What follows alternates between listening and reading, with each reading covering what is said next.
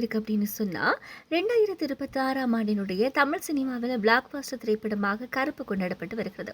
இயக்குனர் ஆர்.ஜே. பாலாஜி இயக்கத்தில் சூர்யா நடிப்பில் பிரம்மாண்ட பொருட்செலவில் உருவான இந்த படம் கடந்த வாரம் திரைக்கு வந்தது.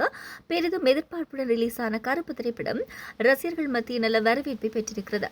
கலவையான விமர்சனங்கள் ஒரு பக்கம் இருந்தாலும் கூட வசூலில் முதல் நாளிலிருந்து வேட்டையாடி வருகிறது. பாக்ஸ் ஆபீஸில் பட்டியை கிளப்பி வரும் கருப்பு திரைப்படம் 7 நாட்களில் உலகளவில் இதுவரை செய்திருக்கிற வசூல் குறித்த தகவல் வெளியாகியிருக்கிறது. அதன்படி 7 நாட்களில் 2000 கோடிக்கு மேல் வசூலித்திருக்கிறதா. இதன் மூலம் சூர்யாவின் திரை வாழ்க்கையில் முதல் முறையாக 200 கோடி வசூல் செய்த திரைப்படம் என்கிற சாதனையை கருப்பு படைத்திருக்கிறது அப்படின்றதும் குறிப்பிடத்தக்கது. டாப் 4 என்ன விஷயம் அப்படின்னு சொன்னா, தமிழ் சினிமாவிலும் எந்த ஒரு கிசுகிசுவிலும் இல்லாம தன்னுடைய சினிமா பயணத்தை மிகவும் கரெக்டாக கொண்டு சென்றவர் தான் நடிகர் ரவிமோகன். சினிமாவில் ஜெயித்த ரவிமோகன் சொந்த வாழ்க்கையில் நிறைய பிரச்சனைகளை அனுபவித்து வருகிறார். கடந்த வருடம் தன்னுடைய மனைவி ஆர்த்தியை விவாகரத்து செய்கிறேன் அப்படின்னு சொல்லி அவர் கூறியதில் இருந்து அவரை பற்றி நிறைய சர்ச்சைகள் வெளியாகிய வண்ணம் இருக்கிறது. சமீபத்தில் நடிகர் ரவிமோகன் எல்லா பத்திரிகையாளர்களை சந்தித்து தன்னுடைய வாழ்க்கையில் நிறைய மோசமான விஷயங்கள் நடக்கிறது, என்னை மிகவும் கஷ்டப்படுத்துகிறார்கள் அப்படின்னு சொல்லி அழுத்து புலம்பி பேசியிருந்தார். அவருடைய பேச்சை கண்ட ரசிகர்கள் மிகவும் வருந்தினாங்க.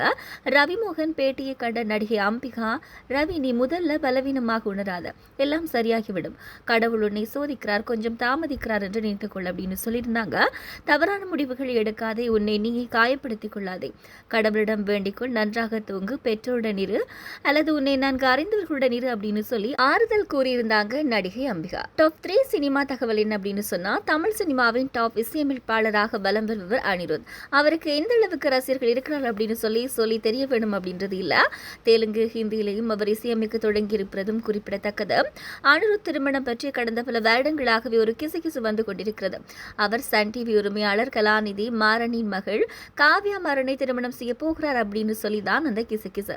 இந்த நிலையில அனிருத் மற்றும் காவ்யா மாறன் ஆகியோர் திருமணம் வரும் நவம்பர் மாதம் ஸ்பெயினில் நடைபெற இருப்பதாக ஒரு தகவல் தற்போது பரவி வருகிறது. இது உறுதிப்படுத்தப்படாத தகவல் தான். இருந்தாலும் வழக்கம் போல இதுவும் கிசுகிசுவா அல்லது உண்மையா அப்படின்றத பொறுத்திருந்தான் பார்க்க வேண்டும். டாப் 3 சினிமா தகவல் என்ன அப்படின்னா, சிம்பு அப்படின்னா எப்போதும் வம்பு தான் அப்படின்ற பேச்சு சினிமா துறையில் நீண்ட காலமாகவே இருந்து வருகிறது இல்லையா.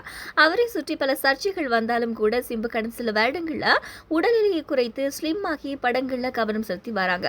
வெற்றிமாறன் இயக்கத்தில் அவர் நடித்து வந்த அரசன் படத்துல ஷூட்டிங் முன்பு தடைப்பட்டிருந்தது. வேல்ஸ் நிறுவனம் கொடுத்த அட்வான்ஸ் தொகையை சிம்பு திருப்பி கொடுக்கவில்லை அப்படின்ற பிரச்சனையால சிம்பு படத்துக்கு சிக்கல் வந்து ஷூட்டிங்கும் நிறுத்தப்பட்டது. அரசன் படம் ஷூட்டிங் சில காலம் தடைப்பட்ட நிலையில் தற்போது மீண்டும் விறுவிறுப்பாக ஷூட்டிங் நடத்தப்பட்டு வருகிறது. அதில் ஹீரோயின் பிரியங்கா மோகனும் நடித்து வராங்களா.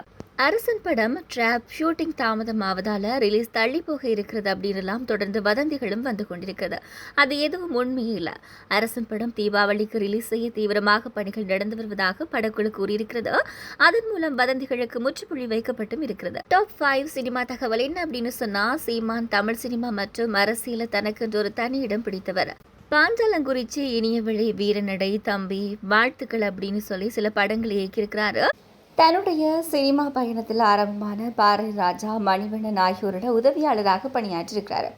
இது மட்டும் இல்லாமல் சில படங்கள் இயக்கி நடித்து முழு சீமான் இப்போது முழுநேர அரசியல் தலைவராக வலம் வருகிறார்.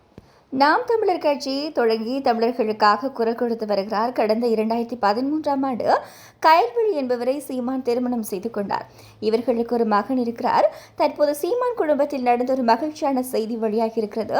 அதாவது சீமானுக்கும் கயல்விழிக்கும் பெண் குழந்தை ஒன்று பிறந்திருக்கிறதா. குழந்தை பிறந்துள்ள செய்தி வெளியாகி இருப்பது ஆதரவாளர்களுக்கு கூடுதல் மகிழ்ச்சியை ஏற்படுத்தி இருக்கிறது.